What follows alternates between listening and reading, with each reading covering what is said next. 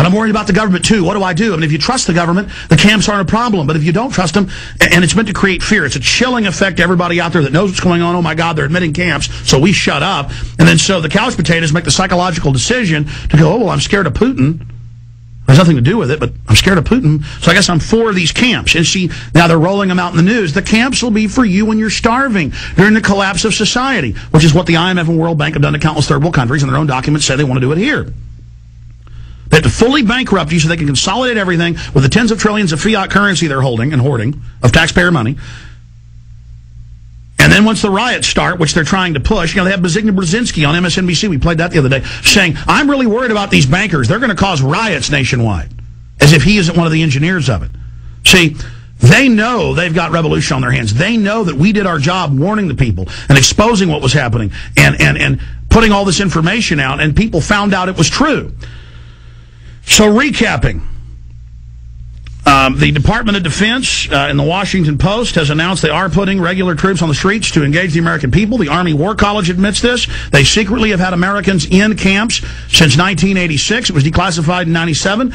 Sounds incredible. You can read it all right here in the Civilian Inmate Labor Camp Program. Just Google that. You'll be at army.mil. They've introduced legislation for a 1 million-person domestic security force. We went over that area of the Army Code that they have now announced and issued. They have also introduced the National Emergency Centers Act, H.R. 645, to build these FEMA camps and integrate them with the local police and military. They are federalizing the National Guard under NORTHCOM completely. That is the type of news and information we have. We played you congressmen telling you that they are not allowed to see the martial law plans, but that they're there. We have the cover sheet, PDD 51. We played you the congressmen saying they've been threatened with martial law if they don't do whatever they're told by the White House. We played you the clips and have these congressmen and people here on the show. We've shown you House hearings about the secret camps and congressmen being told to shut up, you can't talk about the camps. We've shown you the FBI terror flyer. Now, I told you guys just on the fly to Google Kansas City, FEMA in Kansas City says Founding Fathers terrorist.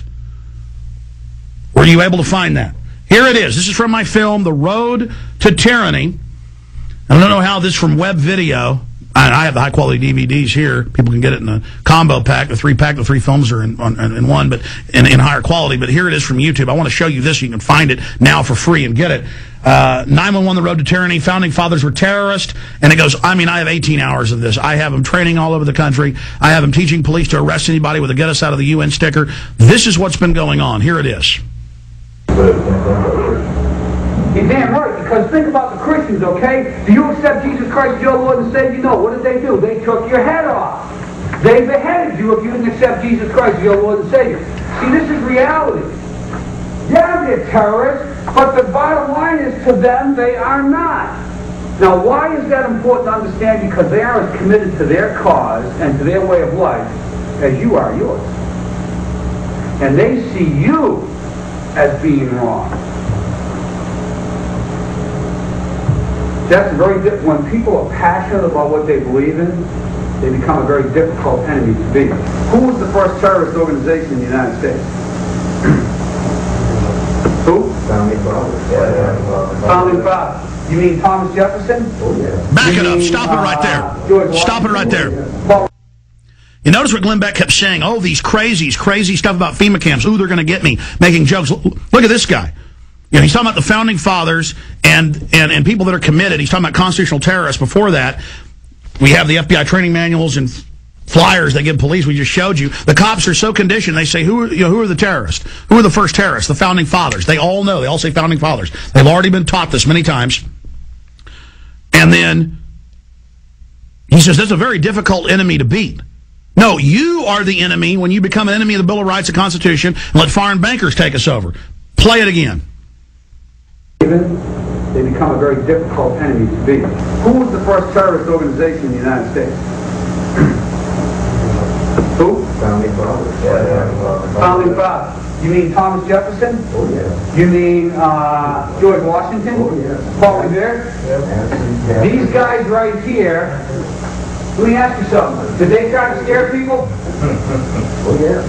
They tried to intimidate the British. Did they use acts of violence? Your founding fathers, my founding fathers, were involved in acts of terrorism against British officials because they systematically had British officials assassinated. The guys who we call our founding fathers, George Washington, Mr. Honest, who cut down the cherry tree and admitted it, is the same guy who signed death orders, if you will, on members of the British government, the British Crown, who they wanted to eliminate because politically they had influence in certain pockets of the United States, at that time the 13 colonies, and they wanted to divide and conquer. They may get a whole lot of civilians, and hey, I'm going to be honest with you, okay? If they killed 10,000 civilians tomorrow with a biological agent, that's too bad for them. Yeah, so what if they killed 10,000 civilians? You know how these patriots are. They're always killing civilians. All right, that's enough. That's from my film. Now, see how he talks about how they assassinated, they were bad, they wanted to divide and conquer, the founders wanted to divide and conquer, they were terrorists. And you read the manuals, it says those that make frequent references to the U.S. Constitution are terrorists. Gun owners are terrorists. This is why the police are so brainwashed. And in this film, I then have the police from their own squad cars pulling over a woman at a warrantless checkpoint searching papers in Virginia. She's a naval veteran, no criminal record, Abby Newman, married, buying canning supplies in town. And they want to search her car, and she says no. They pull her out, slam her against the car, charge her with assaulting him. She doesn't touch him. And then they dig out a pocket constitution in one of my videos, and they start getting scared, going, she's one of them. She's one of the extremists. She's one of the terrorists. I can't believe we actually found one of them. And it's squad car video of them with their microphones outside the car, freaking out.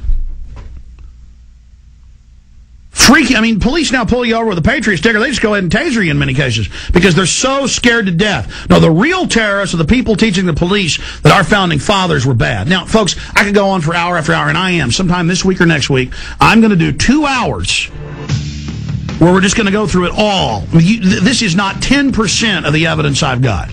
Bob Chapman's going to join us for about 10-15 minutes with a quick economic update with the plunging stock market and what's happening then. For about an hour and a half, we got Lindsey Williams coming back on with his powerful inside knowledge from former Atlantic Richfield executive about what's happening with this global operation plunging the oil prices to accentuate and accelerate the global depression.